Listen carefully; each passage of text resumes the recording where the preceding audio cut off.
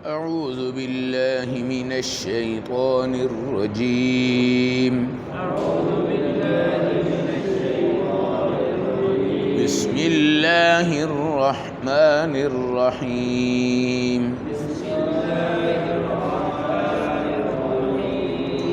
قال أراغب أنت عن آلهتي يا إبراهيم.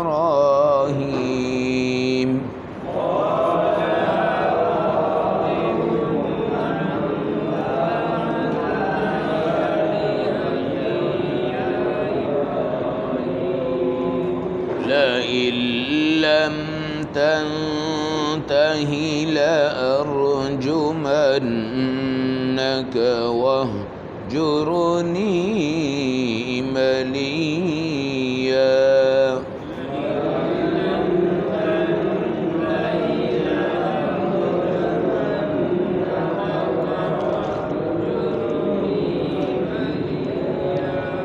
قال سلام عليك سأستغفر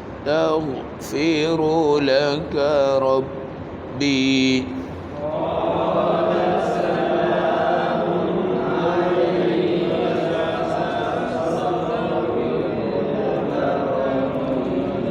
إنه كان بي حفيا.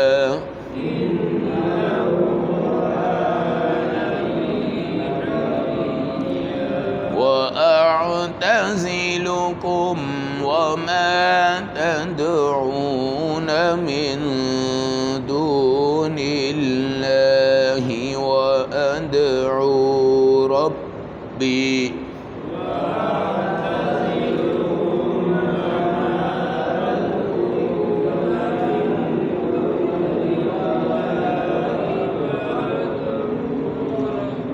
عسى ألا أكون بدعاء ربي شقيا.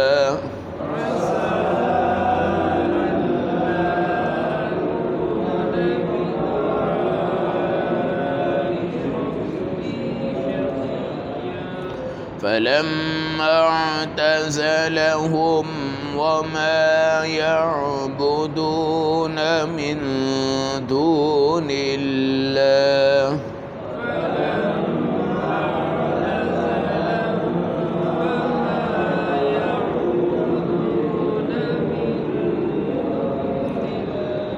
وهبنا له إسحاق ويعقوب وكلا جعلنا نبيا.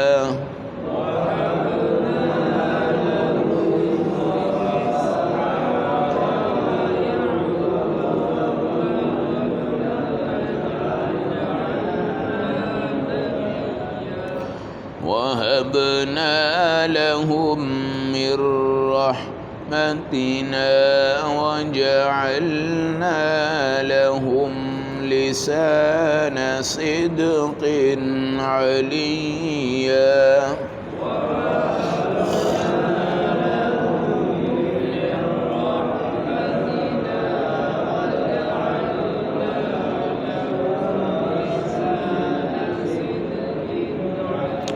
صدق اللہ العظیم.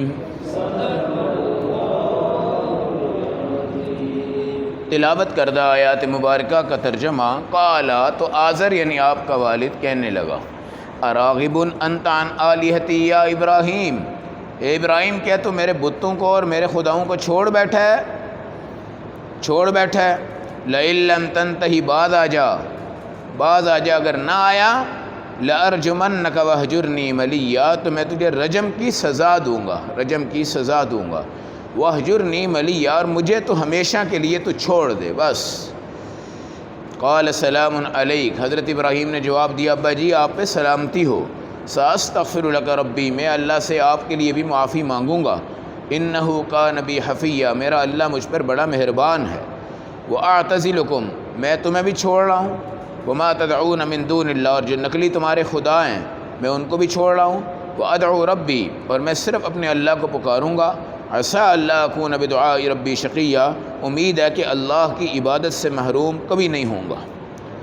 فَلَمَّا اعْتَزَلَهُمْ جب ابراہیم چھوڑ کے چلے گئے، وَمَا يَعْبُدُونَ مِن دُونِ اللَّهِ اور سارے مشرکوں کو چھوڑا، وَهَبْنَا لَهُ إِسْحَاقَ وَيَعْقُوبَ ہم نے اس کے بعد 2 بچے عطا فرمائے، ایک اسحاق پھر ان کے بیٹے آگے کون ہوئے؟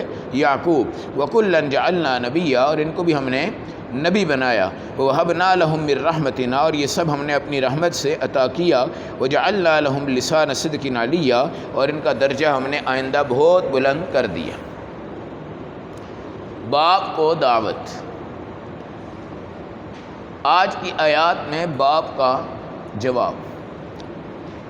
ہمارا اسلام یہ کہتا ہے اگر آپ کا بیٹا عالم اور حافظ اور قاری ہے تو باپ اس سے سیکھ سکتا ہے، باپ اس کے پیچھے نماز پڑھے، باپ اس سے تربیت دین لے سکتا ہے، مگر اس شریعت میں، اس رواج میں، اس وقت میں یہ ممکن نہیں تھا کہ باپ کو کوئی بچہ دعوت دے سکے۔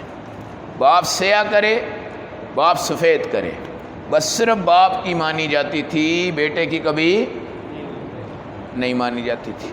لیکن ہماری شریعت میں اگر بیٹے کے پاس دین کے خزانے ہیں تو وہ اپنے خزانے باپ کے اوپر بھی پھیلا سکتا ہے، باپ کے اوپر بھی پھیلا سکتا ہے۔ سیدنا صدیق اکبر رضی اللہ تعالی عنہ کبھی مسئلے میں مشکل پیش آتی تو اپنی بیٹی سیدہ عائشہ رضی اللہ تعالیٰ عنہ سے پوچھ لیتے کہ تم نے اللہ کے نبی سے کوئی اس قسم کی بات سنی ہے تو مجھے جواب دے دو۔ جی آپ جواب دے دیتی، بیٹی ہیں، کیا ہیں؟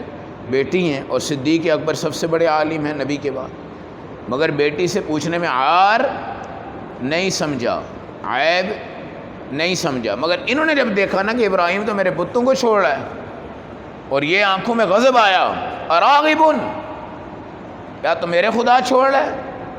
میں تیرا باپ اگر ان کو پوچھتا ہوں تو نے بھی ان کو ہی پوجنا ہے، یہ کیسے ہو سکتا ہے کہ میں پوجوں اور تو نہ پوجے؟ یہ زبردست انداز تھا جواب کا، بہت سخت جواب تھا۔ اور پھر کیا کہا؟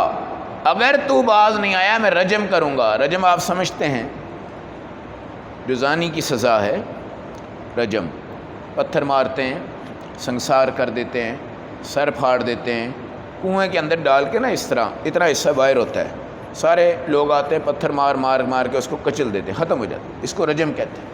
کتنی بڑی سزا سنائی، اگر تو نے بت خدا نہ مانے میں تجھے رجم کر دوں گا۔ اور اس کے بعد کیا فرمایا؟ وَاہْجُرْنِی مَلِيًّا بس مجھے چھوڑ دے۔ کبھی آپ نے دیکھا ہے باپ کا سخت انداز، اور جب بیٹے کی حرکت کو باپ برداشت نہ کر رہا ہو تو کیا کہتا ہے؟ دفع ہو جا، میری آنکھوں کے سامنے تو نے قیامت تک نہیں آنا، تیری مجال کیا ہے کہ اب تو میرے پاس آئے گا۔ یعنی سخت ترین جو جملے تھے ابراہیم علیہ السلام کو کہہ دیے۔ توحید کے لیے بڑی قربانیاں دینی پڑتی ہیں، یہ خالہ جی کا واڑہ نہیں ہے۔ حضرت بلال حبشی کو کیوں مارا جاتا تھا، کیوں تپتی ریت پہ لٹایا جاتا تھا؟ صرف اس لیے وہ کہتے تھے اللہ احد، اللہ کتنے ہیں؟ اور ابراہیم علیہ السلام کا تو بزنس جو تھا نا ان کے والد کا، وہی بت ہی بنانا تھا۔ کیا تھا؟ بت۔ یہ جس طرح ہال لگے ہیں نا، ہال، اس طرح وہ بت بنا کے وہاں رکھتے تھے، اور پوری دنیا میں ان کے بت مشہور تھے، پوری دنیا میں ان کے بت مشہور تھے۔ اور بتوں کا اگر آپ نے مزہ دیکھنا ہو نا، وہ انڈیا کا جو اداکار ہے نا عامر خان، اس کی ایک فلم ہے، واللہ عالم نام بھول گیا، جس کے اندر نا وہ بازاروں میں جا کے بت خریدتا ہے، 10 روپے والا دے دو ہیں، 20 روپے والا دے دو، 100 روپے والا دے دو ہیں، پھر وہ کہتا ہے مجھے پانی دو، مجھے یہ دو، مجھے وہ دو ہے، یہ تمام ہے نہیں۔ کیا نام ہے جی سردار صاحب؟ پی کے۔ یہ فلم جو ہے نا آپ دیکھیں، یہ فلم آپ دیکھیں، مسلمان کا مزاج آپ کو سمجھ میں آئے گا کہ ہندو کیا کر رہے ہیں۔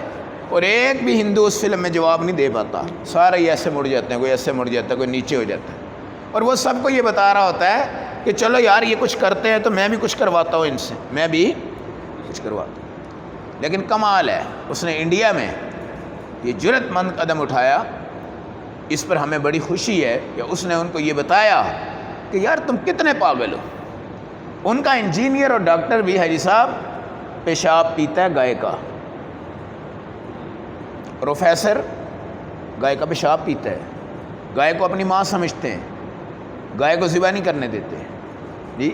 یہ ہم جتنے کٹے کے گوشت اس علاقے میں کھاتے ہیں، تو چونکہ ہمارے یہ بھائی جو آئے ہوئے ہیں نا وہاں سے، وہ میوات سے آئے ہیں، تو میوات میں ظاہر ہے وہاں پہ اس وقت گائے ذبح نہیں ہوتی تھی، اب بھی بڑی سختی ہے، تو ظاہر ہے اس کی جگہ پہ کیا ذبح ہوتا تھا؟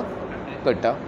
تو اس علاقے میں ہم نے آ کے کٹے کو دیکھا ہے، اور کثرت سے یہاں پہ کٹا بکتا ہے۔ گائے کا گوشت شاید بہت کم یہاں پہ لوگ بیچتے ہیں، اگر اندرون شہر میں جائیں تو وہاں پہ گائے کے گوشت کی کثرت ہے۔ تو وجہ یہ سمجھ آئی کہ یہ میوات والے بھائی جب ہجرت کر کے آئے نا، تو ان کا ظاہر اب کٹا کھا کھا کے مزاج بنا ہوا ہے، ٹھیک ہے۔ اب یہ اس کے اوپر ہی سارا کام کرتے ہیں۔ بکرے سے زیادہ ان کے ہاں عزت والا کیا ہے؟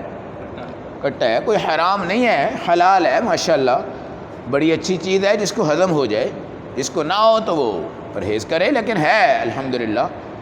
تو یہ نظام تھا۔ اس فلم نے پورے انڈیا کو جھنجھوڑا ہے، پورے انڈیا کو جھنجھوڑا ہے، اور آج بھی وہ ہے، آج بھی موجود ہے الحمدللہ۔ ایسے ایسے لوگ بھی ہیں جو اللہ کے ہاں کچھ نہ کچھ کام کرتے ہیں، اور کوئی نہ کوئی اچھا کام بھی ان سے ہوتا ہے۔ اس موضوع پہ دین کی ایک دعوت اس میں نظر آتی ہے۔ بہرحال اللہ آسانی فرمائے۔ اور یہ تمام چیزیں حضرت ابراہیم تقریر جذباتی سن کر باپ کہتا ہے بالکل غائب ہو جائے یہاں سے۔ اب آپ نے کیا کہا؟ سلام علیک، میرے ابا آپ پہ کیا ہو۔ کیسا پیارا جملہ ہے۔ پھر کیا کہا؟ ساستغفر لک ربی، میں آپ کے لیے توبہ کروں گا اپنے اللہ سے، میرا اللہ میرے اوپر بڑا مہربان ہے، اور انشاءاللہ امید ہے کہ تمہیں بھی اللہ رب العزت بچا لے گا۔ اس کے بعد کیا ہوا؟ پھر کہا ٹھیک ہے ابا جی، مجھے آپ نے کہہ دیا نکل جاؤں، گھر سے نکل جاؤں۔ آج کل آپ دیکھیں نا، لوگ گھر سے کبھی باپ ڈانٹتا ہے نا تو بچہ بیچارہ دلی طور پہ نا اس کا دل ٹوٹ جاتا ہے، وہ بیگ اٹھا کے جا رہا ہوتا ہے۔ تو ماں کو دیکھیں، ماں کو کیا ہوتا ہے، اس کی بہنوں کو کیا ہوتا ہے، اس کے بھائیوں کو کیا ہوتا ہے، اور باپ بھی اندر سے یہ دیکھ رہا ہوتا ہے کہ یار میں نے تو اس کو ویسے ہی ڈانٹا ہے، لیکن آپ نے سمجھوتا نہیں کیا۔ آپ نے کہا ابا جی آپ نے کہا میں یہاں سے چلا جاؤں، میں یہاں سے جا رہا ہوں، لیکن ابراہیم علیہ السلام کے والد نے اس پہ کوئی نرمی نہیں دکھائی، اور آپ نکلے۔ آپ نے کہا آپ کو بھی چھوڑ دیا، آپ کے جتنے پیروکار مشرک ہیں ان سب کو بھی چھوڑ دیا، صرف رب اور رب اور رب کہوں گا، اور میرا اللہ انشاءاللہ مجھے گمراہی سے بچا کے کیا لائے گا؟ ہدایت پہ لائے گا۔ اور اس کے بعد کیا ہوا؟ یہ جدا ہو گئے، اور یہاں عراق سے ہجرت کی اور شام کے ملک میں چلے گئے۔ یہ ہجرت باپ کو چھوڑنے کی ہے، ماں کو چھوڑنے کی ہے، گھر چھوڑنے کی ہے، خاندان چھوڑنے کی ہے، دیہات چھوڑنے کی ہے، گاؤں چھوڑنے کی ہے، پرانا گھر چھوڑنے کی ہے۔ اور وجہ کیا ہے؟ اللہ ایک ہے، اللہ دو نہیں ہے۔ اس لیے میں نے کہا نا بھائی، شرک کے اوپر پردہ ڈال دو، توحید کو ظاہر کر دو، انشاءاللہ کامیابی ہی کامیابی ہے۔ اور یہاں سے گئے، اب ظاہر اکیلے تھے، کیا تھے؟ اکیلے تھے۔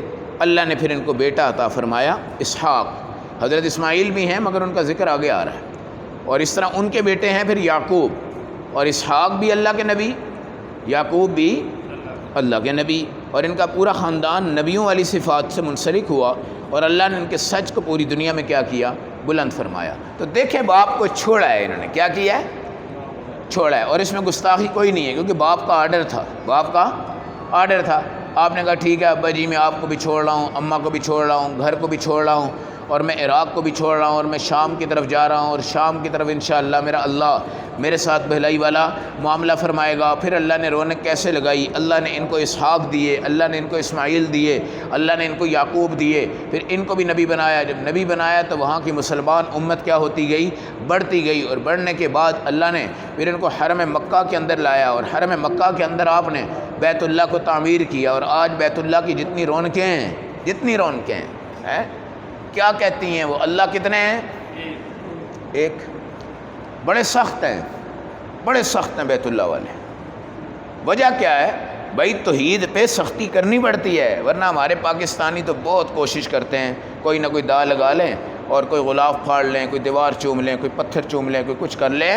نہیں، آپ جائیں، مکہ میں توحید ہے، مدینہ میں آپ کو رسالت و توحید دونوں نظر آتی ہیں، اور مدینہ میں جمال ہے، مکہ میں جلال ہے۔